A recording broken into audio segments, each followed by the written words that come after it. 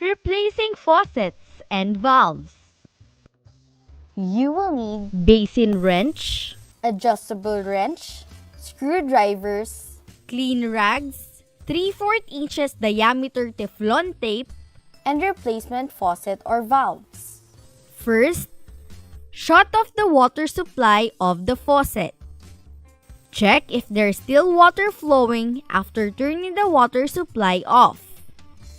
Remove the faucet using the basin wrench.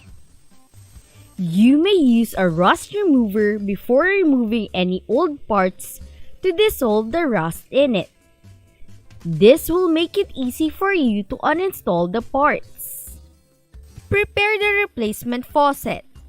If necessary, clean the female threaded adapter. Depending on the model, you may also be required to apply 7 to 9 turns of Teflon tape to the faucet threads. Install the replacement faucet. Secure it in place by turning the nuts clockwise until it is tightened. Turn on the water supply of the faucet and clear the working area.